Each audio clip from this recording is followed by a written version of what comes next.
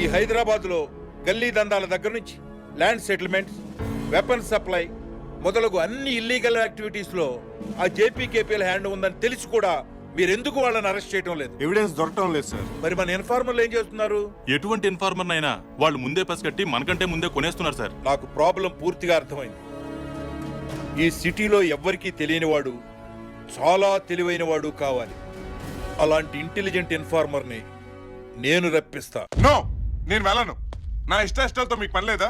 ఆయన డిపార్ట్మెంట్ లో జాయిన్ అయితే ఇలాంటి ఫిట్టింగ్లు ఉంటాయని బయట నుంచి మీతో పొత్తు పెట్టుకున్నది. ఓకే, గడ్డం కొంచెం ముందుకు పెట్టు. అటు కాదు ఇటు. ఒరేయ్, నీ గడ్డం పట్టుకుని బతుకులాడుకుంటున్నాను. వెళ్ళరా. నువ్వు ఫిక్స్ అయితే నా ప్రమోషన్ ఫిక్స్ అవుతుంది. నాకు హెల్ప్ చేయరా. హెల్ప్ చేయడానికి నేనే ట్రస్ట్ నడపట్లేదు. అయినా మీలాంటి స్వార్థపు గుండకాయ నా లాంటి పిల్లకాయ భవిష్యత్తు ఆడుకుంటుంటే చూస్తూ ఊరుకోలేను. నా అందమైన వైజాగ్ ని, నా అపురూపమైన స్టీల్ సిటీని వదిలించి కూడా కదలలేను. ఇదే నా ఫైనల్ డెస్టినేషన్. డెస్టినేషన్ కాదమ్మా, డెసిషన్ అనాలి. అదేలే డెసిషన్. బాయ్. బాయ్. నేను బై చెప్పానేంటి? హాయ్, ఏంటి డల్గా ఉన్నావు? ఇంటి దగ్గర నుంచి కాల్ వచ్చింది. కాల్ వచ్చిందా? ఎవరిది? మీ బామ్మదా బాబుదా? జోకులొద్దు. హాస్టల్ ఖాళీ చేసి హైదరాబాద్ వచ్చేయమంటున్నారు. అదేంటి? అయినా మన ప్రేమ పుట్టి పట్టుమని 10 రోజులు కూడా కాలేదు. అయినా మొన్న నువ్వేమన్నావు?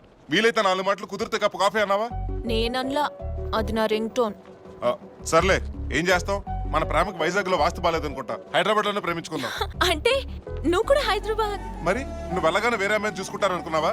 నాదేం కార్పొరేట్ కంపెనీ కాదు, ఊరికో బ్రాంచ్ పెట్టుకోవడానికి. ఒకటే హార్ట్, ఒకటే ఆఫీసు. మరి అక్కడ ఏం జాబ్ చేస్తావు? ఖాళీగా ఉండే వాళ్ళు చేసేదే. ఏంటిది? Real estate. రియల్ ఎస్టేటా?